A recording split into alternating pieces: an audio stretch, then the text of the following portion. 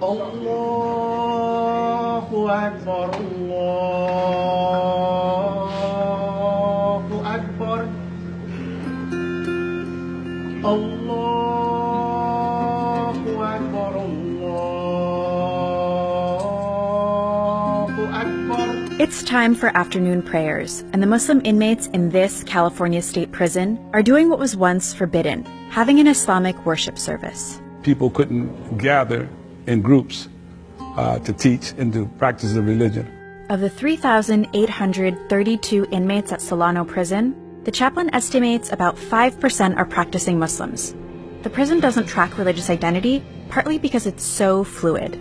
And religious expression is a barometer for how Islam has evolved within the U.S. penitentiary system. Hey guys, I'm Shreen, and today we've traveled to Solano Prison in Vacaville, California to explore how the world's fastest growing religion has had to fight to find a home in prison.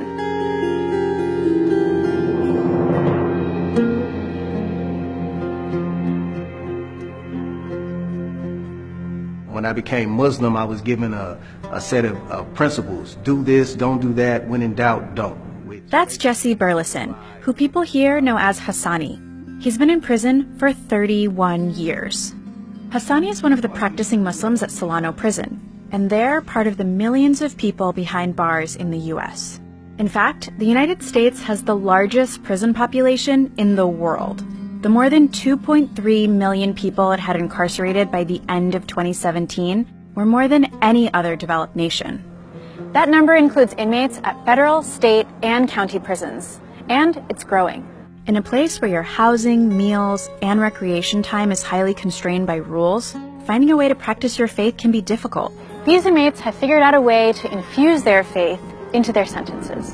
One of the things that started me seeking something different was I was looking at the people that were around me who were older than I was, who had been in prison longer than me, and who had been on that same negative, self-destructive path, and me not being satisfied with what I was seeing in them. And at that time, I started going to religious services. It didn't matter if it was Muslim, Christian, Jewish. I went seeking a better way, and I believed in God, so I knew that the only way I was going to change was through God. He's just one of the Muslims that Solano chaplain Muhammad Ali interacts with on a daily basis.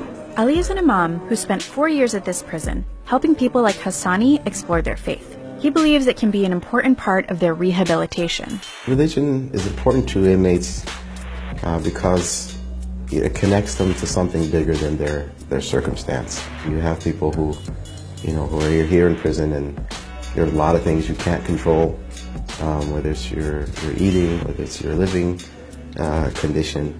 It really helps human beings feel a sense of connectedness to something beyond what's right in front of them.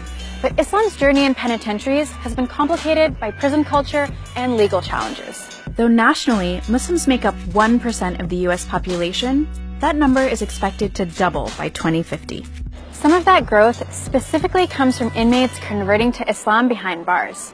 Islam's known for having a particularly strong presence in prisons. In fact, more people convert to Islam per capita than any other religion. Nationwide, Muslims make up 10 to 15% of prisoners. Ali even said he has 1 to 2 inmates convert to Islam monthly, though that's not his goal. What makes those statistics resonate more is knowing how difficult it was to get Islam accepted as a recognized religion within some prisons. The prison administration, through their custody officers, wouldn't allow groups of Muslims to congregate over 3. And when they did, they would break them up. That's Abdul Rauf Nasir, and he spent 30 years using his Islamic faith to help inmates in correctional institutions. He considered it social justice work and an active part of his faith. Back when he started in the 1970s, he says the prison system was full of subtle discrimination against Muslims. Some Muslim inmates at this prison sued in 1996 for greater access to religious services. Their demands included hiring a full-time Muslim chaplain and the ability to attend Friday prayers without penalties like demerits for leaving work. Eventually, they did receive a full-time imam and their other demands. Prison officials dispute this account. They say Muslim inmates were never denied access to their religion, and instead the constraints were reflective of staffing and organizational issues that were resolved. Nationwide, the legal pushes continue today. A 2013 report says that Muslims submitted the most religious discrimination complaints out of any other religious group in prison. Islam and Muslim organizations in prisons, for the most part, are seen to be powerful because they've been there a long time. They have challenged the status quo of the prison system itself, legally and physically. That quality of questioning power is easily identifiable with one of the religion's most notable converts. Malcolm X, his narrative is prominent, and so that attracts people toward Islam. And then the reformative value that they find in that, the hope that it gives, that I can survive in prison. Malcolm survived in prison. Malcolm X's legacy still resonates today, more than 50 years after his death. While serving a prison sentence, then named Malcolm Little converted to the Nation of Islam in 1952. He found mainstream Islam years later and felt it was much more racially inclusive than the nation. But as Muslims, we will be Muslims. I will try and teach the religion of Islam among the so-called Negroes and make them Muslims. Aside from spiritual guidance and the ability to change your life around, another reason Nasir says some incarcerated people are drawn to the faith is for another reason entirely: how prisons are organized. A central organizing principle in prison is containing the threat of violence.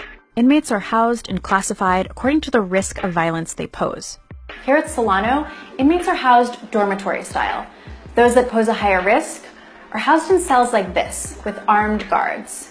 In their downtime, the crew that inmates spend time with matters, because they're the ones that also offer protection. So what does any of this have to do with practicing Islam in prison? Well, Nasir explains that your brothers in the faith can actually help protect you behind bars, and that source of support transcends race. Islam does challenge the strict rules of race in prison, because if a person of another ethnic group besides African American becomes a Muslim, then he's embraced in the Islamic community, and he's not only embraced, he's protected from outside pressures that other groups may place against them. And being in prison isn't necessarily that type of situation to where, you need to join a group to be safe. Hasn't been my experience.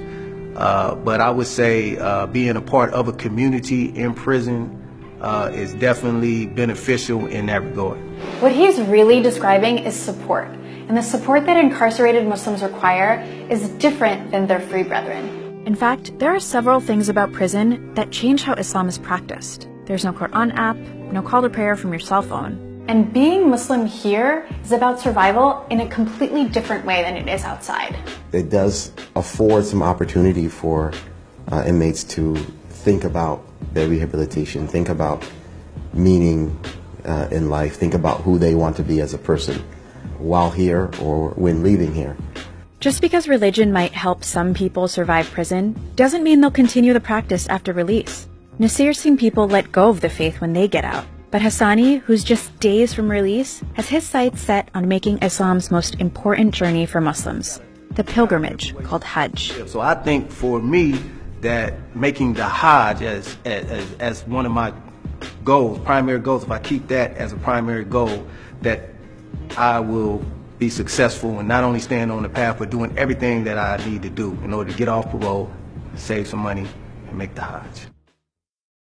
I learned so much about incarceration in this story. If you want to learn more, check out Ear Hustle, the podcast out of San Quentin Prison. Don't forget to follow and come back next Sunday for our next story.